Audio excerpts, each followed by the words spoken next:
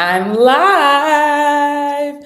Okay, so I paid my rent today. I'm very proud of myself, which means I don't have my thick wad of cash anymore to fan in my face. I already miss it. Though I have to say, the process of withdrawing it, I'm actually thinking I might budget that way moving forward. Like I might just withdraw a certain amount of money, maybe at the top of the month, and that is my money to spend. And then I actually stop using even my debit card. Because the thing with using a debit card is there's no friction. So you don't really feel yourself spending the money.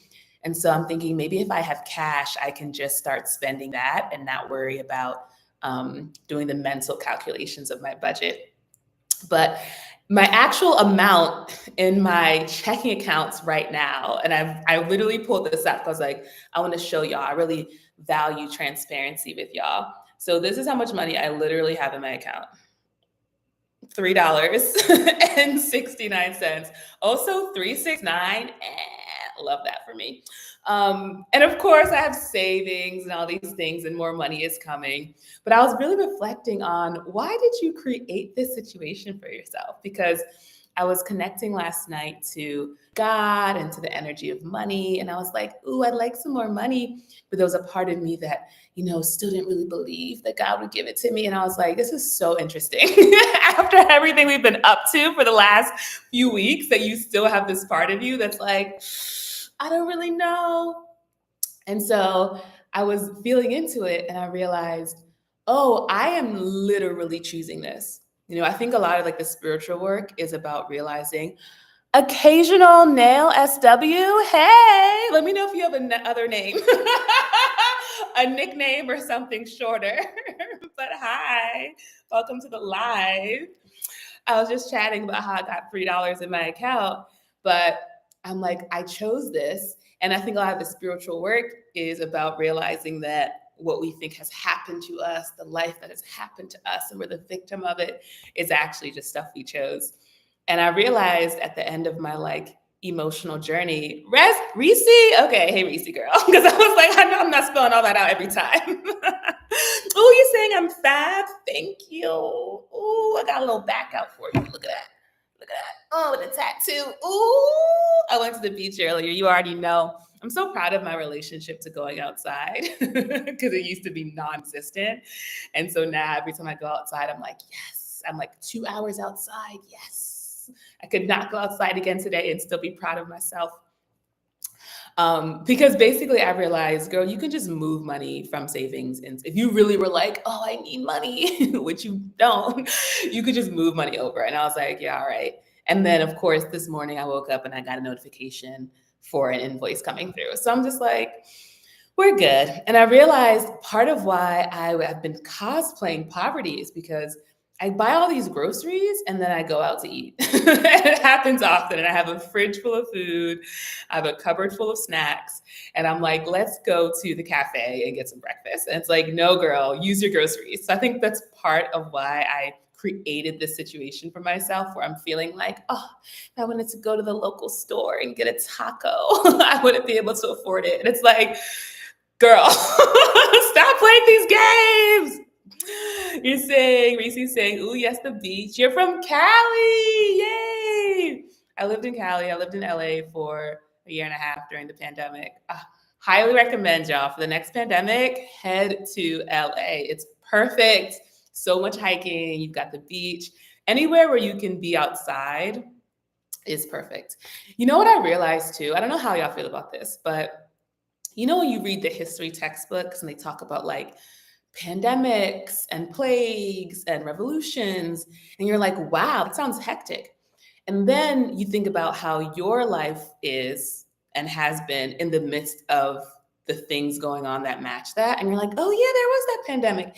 And I did spend a lot of it just kind of like watching Netflix and, I went on hikes. So it just made me think about how like what we are told of is history. There's like 70% of people who are just kind of vibing while like these things are happening across the street. They're like, dang, that's crazy. All right. So anyway, like you got to keep living your life.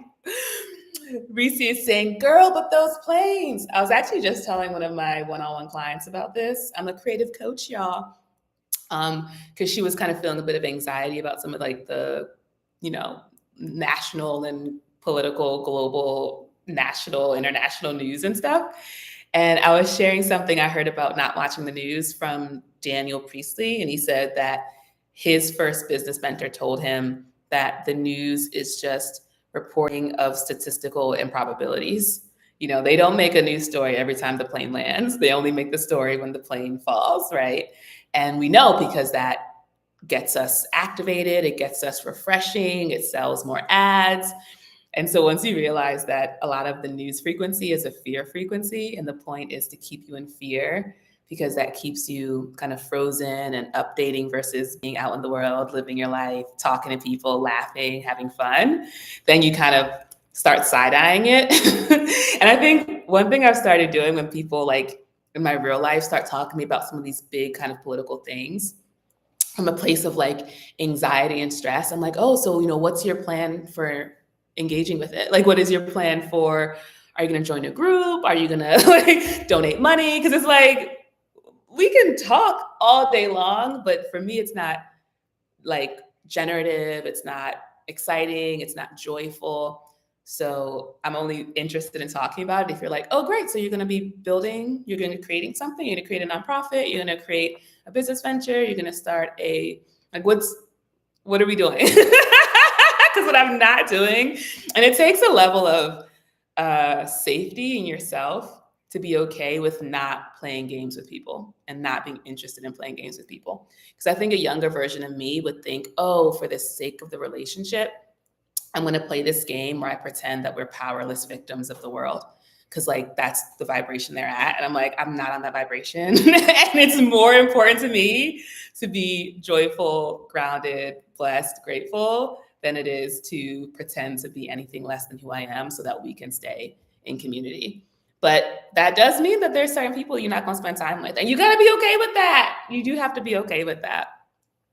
Reese's saying, though I'm joking, I'm so not scared. I love that. Ask what they're going to do about it. That part. Abstract Voice Podcasting is here and saying that they love me. You love me. Something I saw on the internet was about if some man asks for your number, be like, what are you going to do with it? Like, what's the plan? Like, just really get really clear on what the outcome is going to be. Because I'm like, oh, you love me? So what are you going to do? Are you going to give me some money? That feels so insane to do. Though I did have a friend say that she like donated money to me on my YouTube specifically so that other people would know, hey, guess what? Give Chimdi money. You don't have to go through Patreon. Just give her some money right now. And I was like, you're such a good friend. Those are the real friends. Those are the ride or dies. Fifi's here. Hi. You're saying you can never catch the Hello Creator calls. You're saying my videos are inspiration. This is from Abstract Voice Podcast. Let me know if you have a name also, or you want to be addressed by your government name, which is that you're a podcast. Yeah, I was thinking about that because it's Wednesdays at noon, which is straight up in the middle of the day, Eastern time. And then if you're in any other time zone, I can only imagine what time it is for you. And so I have been thinking, oh, how could I maybe create an additional space or offer something? But something I've been thinking about, let me know if you'd be interested, is creating a school community, SKOOL, that involves some kind of like interactive call in the community. And I was thinking, because I have the Liberating the Money Shadow, which is wrapping up on Saturday, and we do weekly Zoom calls on Saturdays. And I was like thinking about, okay, I want to do that again when I relaunch it in April. But what are the other ways I can have this sense of community and have folks know that there's this like constant touch point? Abstract Voice Podcast just gave me $3. Ooh, you have just double the amount of money in my bank account. Thank you. Oh my gosh. Wealth. Let me just connect to the frequency. So normal. It's so normal to be receiving. Thank you. Ask and it is given. We love it. I love being a testimony. This is my testimony. I asked for money, and then abstract voices, they were like, here you go, girl. Buy yourself something nice. What a treat.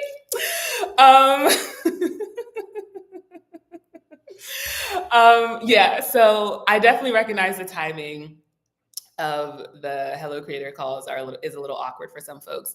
And that's also why I'm experimenting with going live here, is because I'm like, okay, morning times I think are a little bit easier for me, but actually sometimes I just want to hang out on the beach. And then I usually have work calls in the afternoon. And so I actually, similarly, I was like, oh, I'm going to go live before my coaching call that I just had. But I was outside, and you always got to prioritize sunshine and the beach. And so I was like, okay, I'll just go live after. It's fine. A question I also asked myself too was, what would be the most fun, enjoyable thing? Because part of me was like, oh, but you made this promise. You told them that you were going to go live around noon. And it's like, chill. Like, what is the most fun, enjoyable thing? I was like, get myself something to eat, do my coaching call. I can go live after. They're going to be okay. Tasha's back. Hey, 2 days in a row. Look at you. Okay. We making this a habit. I love to see it. Anti-ableism is back. Oh, hey. Let me know also if you have a name that you would like to be referred to, or if you would like to be referred to by the thing that you are against. I'm always curious about that, like the idea of the identity being the thing you're against. It's like violence against women. It's like, okay, but who doing it? So what are we talking about? Like, what is the thing that we want? Abstract Voice Podcast is saying, just imagine everyone on this live. Ooh, you're bringing ideas, and we love it. We love the brainstorming happening. Just imagine everyone on this live sends you $1 as a love token to contribute to your channel and support. Okay. I can get myself some pancakes instead of making them myself. We can continue to not use my groceries. Big fan, big supporter. Yeah, I love that. Keep bringing in the good ideas. I'm such a fan. But yeah, so the idea for this live, the one, I like to start every live with one thesis. And it's about this idea of the roles that feel really comfortable and easy, and on some level provide a little bit of pleasure, and why we continue to engage with them when they're kind of no longer relevant. And I think part of it is that transition between being comfortable with your new identity. So my new identity is a wealthy person. And even just saying it, I have to like laugh about it a little bit because it feels a little uncomfortable in my belly to really embody that. And even just thinking about like global wealth, like there's research that shows like if you have food in your fridge and you have running water and you have a roof over your head and you have like $5 in your bank account, you're still doing better than like 80% of the people in the world, which is very wow. I don't know if those numbers are right. Obviously, don't quote me on that. But it's basically like a lot of things that people take for granted, especially in the Western world, are things that make you part of like the global like 10%. And it's a lot easier to sort of discount that when a lot of other people are similar to you, because we know a lot of things are just relative. And I think what I'm noticing is the discomfort that comes with not being a part of the crowd in terms of saying, no, I'm doing really well. Like, look at my home. It's 3:00 in the afternoon. I'm chatting on YouTube. Like, I'm trying to figure out what snack I'm going to eat after. Will it be the pretzels or the nachos? Like, I don't have any problems. Occasional Reese, I was going to say your whole thing, is saying, are you a Cash Appian? Love that. I've never heard it. And I sure am. Let me find out. Let me see what my CashTag is. Y'all are really proving some points about abundance. Like literally it is, all you got to do is ask. People are like, yeah, girl, what's your Cash App? I think I have to get my other phone. I'm not going to let that stop me. Let's go on a journey. All right. And once again, I'm going to keep you close. This is a little bit I do to protect my privacy, is to not give you the full apartment tour. But I'm always like, listen, if anyone's determined to do something, they're going to do it. So the best way to keep yourself safe is just to keep yourself right with the Lord. And then everything else is going to have to sort itself out. All right, here I am. I'm realizing I have to download. Okay, I don't know if y'all know my journey. So I currently have two phones, and it's because this phone, let me find my cash tag. So I have to literally like turn it sideways a certain way. It won't work. I have to open up an app. Here's what I have to do. I have to open up an app. Let's see if I can go home. So literally all of this, I can't access it. So I'm having to like figure out, is there a way I can be in the application and then see, and then I'm like, okay, here's what we're gonna do. And that's why I eventually was like, girl, get another phone. Like, what are you doing? What are you doing? Stop playing these games. And so what I'm gonna do, I'm literally gonna go into my email and I'm gonna search Cash App and I'm gonna see if one of the emails they sent me will tell me what my cash tag is. Oh my God, they're asking for my phone number. Can you imagine complaining about giving someone your Cash App so that they can give you money maybe? Okay, they've sent me a confirmation code. I'm gonna go through this journey with you all. We've got time, but y'all ain't got nothing else you doing, right? You got time to hang out. All right, I got my code. I'm gonna enter it in.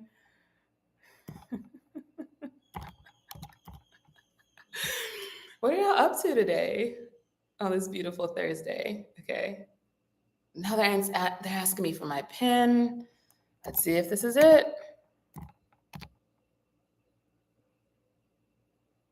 Great. Now you must reopen the link that was just sent to you on the device you were originally on. And the best part is this is just so that I can access an app I already have on my phone, but I can't.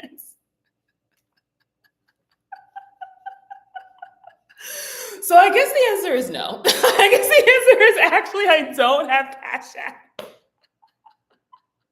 It's actually, the phone has actually decided that this is not going to be a portal any longer. And I have to be okay with that. I have to process that. You just activated your neon green card and it's super duper cute. You're also saying, I looked in your bio, I don't see it. Get you the bag, girl. Yeah, you know what? Yeah, I have PayPal. I'll put in my personal email address if you want to send me money via PayPal. You know what I realized? It is so uncomfortable to ask for money. Like, it's so much more comfortable to be like, oh, I have this service. If you pay me for this service, then I can give you something. And then it feels like a fair exchange. But part of why I'm going live is because I feel like the service is the energy. It's the joy, it's the cackles, it's the light, it's the respite from whatever is going on in your day. And yeah, give me $3. That feels like an equal exchange. Fifi's out here having lunch. What are you eating? Is it delicious? Did you make it yourself? Did you buy it from a store? Are you eating and working? Well, I guess you're eating and watching me. Okay, I'm the TV show that you're watching right now. Tasha is saying, claims adjuster, just happened to be away from your desk for a little bit. You are a claims adjuster. So my understanding of claims adjusters is that people are playing in your face. They're like, oh yeah, this thing was worth $50,000. And you're like, don't play in my face. And then you have to be the one to figure out if the thing was actually worth the amount that people are saying it's worth.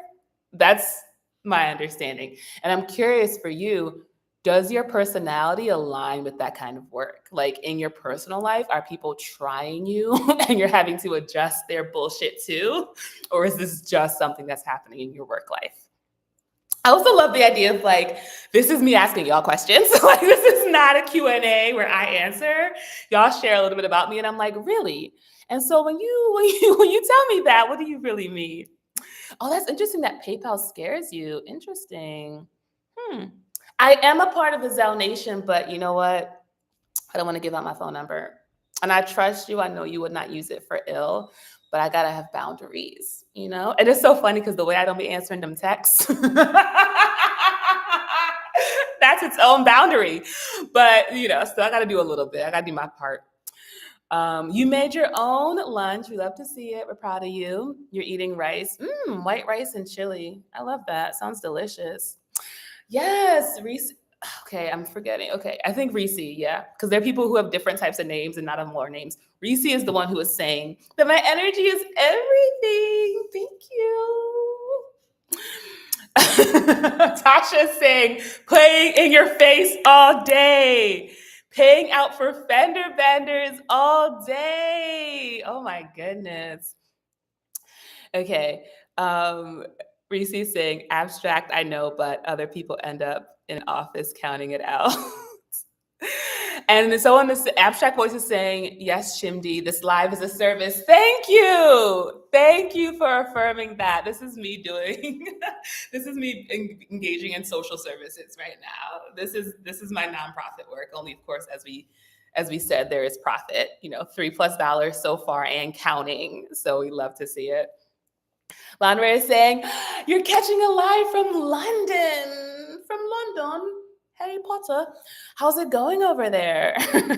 I heard London in the summer is kind of unstoppable. So it sounds like you're going to have a really beautiful summer if you're still going to be there in the summer. Tasha is saying it does align with your personality when you're actually helping people versus dealing with people taking advantage of other people. Ooh. So it sounds like you're kind of like the last line of defense. Like these people are like playing these games, trying you, and you have to be the one to be like, no, you will not play these games, not on my watch. Not on my watch. We love it. And you're more of an educator servicer. This is anti-ableism speaking. That's dope. Tasha's saying working from home and no one to talk to. So having my convo gives me okay. I'm struggling to read this out loud. Working from home and no one to talk to. So having you convo with you gives us work from home people some excitement. Okay, yay! I'm glad. Yeah, obviously I work from home as well. And some of my best friends I've made at offices, and so it is genuinely kind of a bummer to not have coworkers in the old way. And it really forces you to like go outside and be social and go to happy hours and yoga classes and all the things, which is super fun. The thing about where I stay though in Mexico is that it really is such a small town. So if you go to an event with like more than 5 people, you're going to run into at least 2 of those people just walking on the street later, which I think is good. But I think if you are an introvert and if you're online a lot, you can get the sense that there's like anonymity, which means you can do whatever you want. And then when you're in the real world and then you run into people, you're like, oh, so you saw me when I was at that cafe?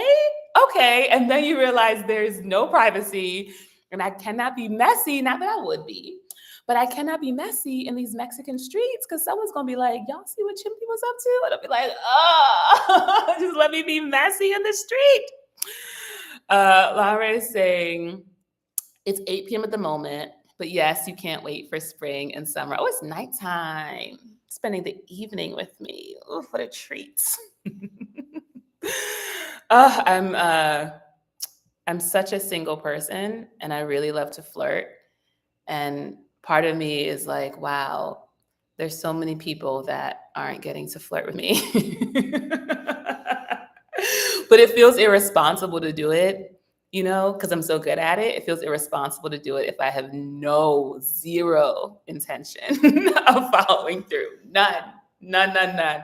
Just like the thrill. And then I'm like, all right, bye. And then they're just left wanting more. And that feels unkind.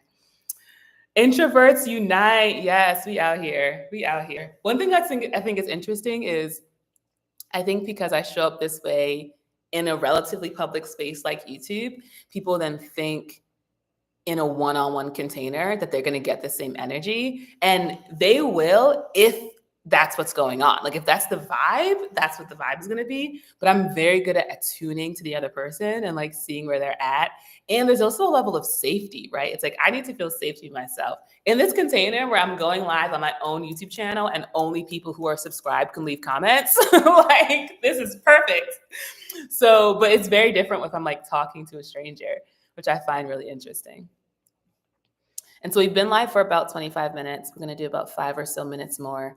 And I think I'm going to have, I'm trying to think of what I'm going to have for lunch. That's the biggest question I have in my life.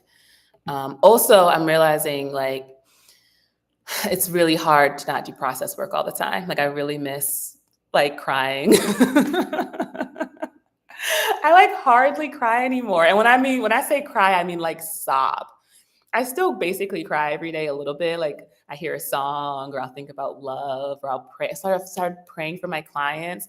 I'll pray for my clients, for my family. I'll be like, I love them so much. But actually like going into some childhood trauma and really like weeping, I have not done that in like weeks. And I said I would give myself these last weeks of February. So technically I could start it up again on March 1st. And part of me is like, maybe we'll chill. Another part of me is like, no, the second the clock strikes midnight, I'm going to be digging into some childhood trauma so I can do what I love most, which is to process. See, Nana is here, if that's how I say your name. It sounds like you say you got something like that. Got something that you like for lunch. Got something that you like for lunch. Oh, do I have something that I like for lunch? My favorite food to eat for lunch is something that someone else has made for me. So in that way, in that sense, no, I really don't. I'm going to have to make something. I'm going to have to use the labor of my hands, which I'm so grateful to have. And I'm going to make something. And that's why I'll probably just eat pretzels because I don't want to have to put something together. What do you mean? No, I'll defrost some fish. I'll throw it in the air fryer. I don't even want to talk about it. Also, it's like, unless I'm eating chicken, I don't like my favorite thing to eat in the air fryer is some chicken. So eating other things in the air fryer doesn't have the same oomph. But I don't want to be a complainer. I'm so grateful for my life. I'm grateful for my air fryer. God is good. I do have spaghetti. I have pasta. The thing is, it's that mix of wanting to eat really good. But if I'm not eating that, it's like zero or nothing. It's like it's either pretzels or it's like a healthy green salad and avocado and protein, or it's like, I can't have that. Guess I'm going to eat these pretzels. And it's like, we know something is better than nothing. But yeah, I could literally make like some Alfredo pasta right now. I could make some fish. See how the energy just drained from my voice? I was once in a relationship with a man who loved to cook. I don't even know if he loved to cook or if I didn't have an air fryer back then, if it just wasn't my ministry. And so he just ended up doing all the cooking. And that was such a great dynamic for me. And I'm calling that in again. Okay, I have potatoes. OMG. Okay. I'm going to have some potatoes. I have some. I literally have, I look at them and I walk by them every single day. I've had them for weeks. We're making the potatoes. Thank you, Fifi. Thank you, Abstract Voice Podcast. Easy with the poultry, bird flu everywhere. I'm in Mexico. I think the Mexican chickens are different. I could be wrong. But we don't have any egg shortages here, which feels like such a flex. What's happening that I'm like, we have eggs over here, and that is legitimately a flex? Like, yeah. Also, every day I feel more and more like God was like, get out of America. Just get out of America. Get out of there, girl. And I'm like, say less. And here I am. So yeah, I can't even relate to the struggle. Bake it in the air fryer. Okay. I'm going to give it a try. Hi, Harry. Harry's saying, hey, girl, I haven't been on your live since like summer 2022. I was struggling with weed. You quit over a year ago thanks to my support. Congratulations. Woohoo! That is awesome. Yeah, I haven't smoked weed in a long time. And one of the social things I was thinking about doing was this like mushroom, like a microdose, like beach hang thing. But I was like, but I don't do drugs anymore. I don't do drugs. So can I just like sit there and just be in the energy of it? And it's so cool to go from it really being a struggle to now it being like, but I don't do that. That's not really a part of my life. It's not, I don't want to. Like, I like being me. I like being alive. Wow. So Harry's saying they took mushrooms and it actually helped them quit. Okay. What if I just went against everything I just said? And I was like, well, Harry says it's fine. So I think I'm going to go. I've also microdosed mushrooms in the past, and I think because I'm already like pretty like joyful, it didn't have like a huge effect on me. So I think I'm also not expecting it to be that big of a deal. So I'm sort of like, well, if it's not going to have a big difference in my life, why even do it, kind of thing. But would love to hear more, like if you'd recommend it. Mr. Slim 82 is saying, wow, been over a year since your channel. Looks like you're doing well. My favorite thing is meeting up with someone I haven't seen in a while, and they're like, you look great. And I'm like, I sure fucking do. I went to a friend's wedding. I think this was a couple of years ago at this point. And I knew her friend group from when I lived in LA. And so we were all reconnected at this wedding, and I hadn't seen them obviously in years. And they were just like, oh, you look great. And I'm like, yeah, dude. This is why we heal. This is why we do trauma healing, so we can glow. Abstract voice is saying mushrooms are vegetables, girl. Well, apparently, and I saw this on a thread, don't know how true it is. Apparently mushrooms are like neither dead or alive. They're like a fungi, but also like an animal, but also a plant. Like they're this weird, uncategorizable thing. Occasional nail SW. This is Reese, right? I'm sorry. Just gave me $9.99. I could actually not have to cook them potatoes now. Fuck those potatoes. I'm eating real food. The potatoes are like, we're just doing our best. Why are you making this about us? You bought us, okay? We didn't make you buy us in the grocery store. I'm gonna still eat the potatoes just to honor the conversation we've had here. I'm still gonna eat the potatoes. It is Reese. Thank you so much. Wow. Oh my gosh. I can hardly wait to tell my friend about this. She's gonna be so happy. Do you ever do things and you're like, I can hardly wait to tell so-and-so about this? And like part of the joy is in the joy that you will share with the person and their joy. And then it's like, they're gonna be so happy. It's like I'm happy and they're gonna be happy and I'm gonna be even more happy. So thank you. The joy is rippling out. Wow. This is cool. This is like, I think I'm gonna cry about this later. There's something like some young part of me is being met by going live, being very silly for half an hour, and people being like, here's some money. I'll be like, what? I think it's because, there's this young part of us that's like, I am cool and fun. Why am I not getting no attention? And it's like very confusing. And so I think as an adult, you all being like, here is $9.99. I'm like, okay, that's what I thought. I knew it. So thank you. You're part of my healing journey, and I appreciate you. Ooh, so you're saying you literally made the fam sausage and potatoes with onions and iced tea. That sounds good. That sounds really good. Okay, what do I have? I definitely have the potatoes. I don't have sausage. I do have onions. I do have peach tea. Okay, I'm gonna make this meal. I'm gonna think of you. I'm gonna do the microwave style. Maybe I'll try it in the air fryer. But it's microwave was just 7 minutes, and I'm just gonna sprinkle some cheese and like some salt and pepper, and then I'm gonna drink some tea. I think part of it is like, I don't know if y'all have this when you eat a meal that isn't like really aesthetic, it feels like poverty. Like even though you are poor, it just like feels like you're like a prisoner of war and you're like sneaking in a meal before the like guards come and get you. So I think that's what I like eating like in the silence of my apartment. I'm just like eating a single potato.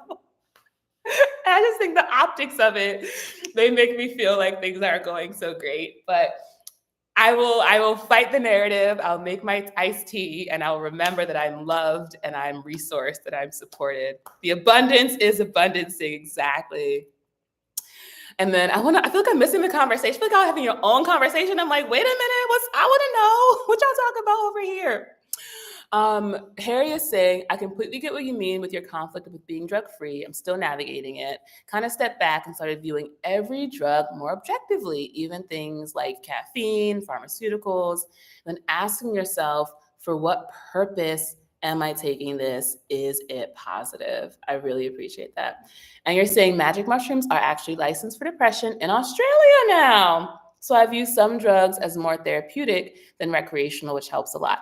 Yeah, so part of me is like, I don't want to like disrespect the drug, because if we think about everything has spirit and energy, I don't want to disrespect the spirit of the mushrooms. I mean, maybe that's just conditioning and stuff, but I want to, because it would just be for fun. Like there would be no therapeutic element, but I could set this intention of, I'm going to connect to the energy of this mushroom and just be grateful for my life here and for this beautiful beach and for these strangers that I'm in community with. And then I'm realizing I'm going to see those people again.